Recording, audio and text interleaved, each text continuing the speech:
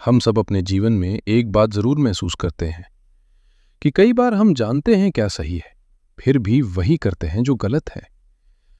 हम खुद से वादा करते हैं कि इस बार अलग करेंगे, इस बार समझदारी से फैसला लेंगे, लेकिन जैसे ही वही स्थिति दोबारा सामने आती है, हमारा दिमाग सुन्न हो जाता है और हम फिर उसी रास्ते पर चल पड़ते हैं।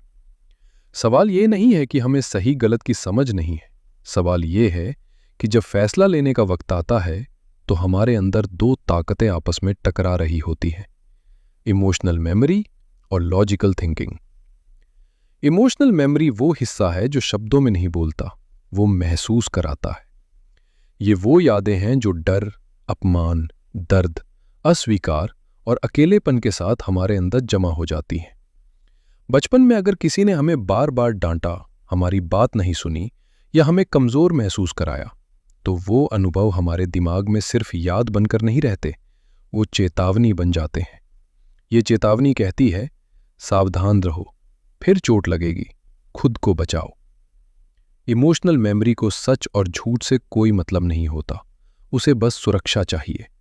और इसी सुरक्षा के नाम पर वो हमें आज भी वही फैसले लेने पर मजबूर कर देती है जो कभी हमें नुकसान से बचाने के लिए बने थे। दूसरी तरफ है लॉजिकल थिंकिंग, जो शांत है, धीमी है और तथ्यों की भाषा बोलती है। ये कहती है कि हर परिस्थिति अलग होती है, हर इंसान एक सा नहीं होता और हर डर सच नहीं होता। लॉजिकल थिंकिंग हमें आगे बढ़ना सिखाती है, लेकिन उसकी एक कमजोरी है, वो तभी काम करती है जब हम शांत होते हैं। जैसे ही दिल तेज धड़कने लगता है, जैसे ही पुराने जख्म छू जाते हैं, लॉजिकल थिंकिंग पीछे हट जाती है। उस वक्त इमोशनल मेमोरी कमान संभाल लेती है और फैसला हो जाता है, बिना सोचे, बिना तौले। यही कारण है कि हम अक्सर बाद में कहते हैं, मुझे पता था ऐसा नहीं करना चाहिए था।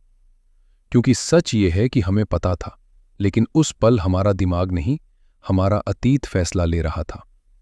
इमोशनल मेमोरी वर्तमान को अतीत की नज़र से देखती है। वो हर नए अनुभव में पुराने दर्द का चेहरा खोज लेती है, और जैसे ही उसे थोड़ी भी समानता दिखती है, वो अलार्म बजा देती है। दिल डर जाता है, शरीर सतर्क हो जाता है, और हम वही करते हैं जो हमें जाना पहचाना लगता है, चाहे वो हमारे लिए सही न हो।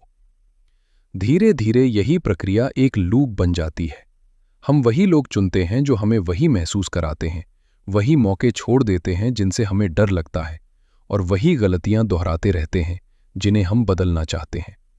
बाहर से देखने वाला कहता है, तुम समझदार हो, फिर भी ऐसा क्यों? लेकिन अंदर जो चल रहा होता है, वो एक पुरानी याद और एक नई सच्चाई के बीच का संघर्ष होता है, और ज्यादातर बार जीत जाती है पुरानी याद। लेकिन इसका मतलब ये नहीं कि हम कमजोर हैं। इसका मतलब सिर्फ इतना है कि हमारा दिमाग हमें बचाने की कोशिश कर रहा है, पुराने तरीकों से।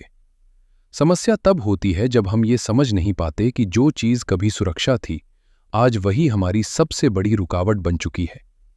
इमोशनल मेमोरी हमें रोकती है और लॉजिकल थिंकिंग हमें आगे बढ़ाना चाहती है। असली समझदारी इन दोनों में से किसी एक को दबाने में नहीं है, बल्कि दोनों के बीच संतुलन बनाने में है। जब अगली बार कोई फैसला लेते वक्त दिल घबराए, तो खुद से लड़ने की बजाय खुद को समझाइए।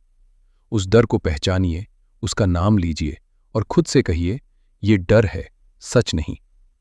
उस एक पल का ठहराव लॉजिकल थिंकिंग को वापस आने का मौका देता है। धीरे धीरे छोटे छोटे फैसलों में जब हम डर के बावजूद सही कदम उठाते हैं, तो दिमाग को नया सबूत मिलता है कि अब हालात बदल चुके हैं, और यही नए सबूत पुराने लूप को तोड़ते हैं। याद रखिए, इमोशनल मेमोरी हमारी दुश्मन नहीं है, वो हमारे अनुभवों की किताब है। लेकिन हर किताब को दोबारा पढ़कर ही जिंदगी नहीं जी जाती। कभी कभी पन्ना पलटना जरूरी होता है। जब दिल की यादों को सुना जाए, लेकिन फैसले दिमाग से लिए जाएं, तभी इंसान सच में आजाद होता है। क्योंकि सबसे बड़ा बदलाव बाहर नहीं, हमारे अंदर होता है।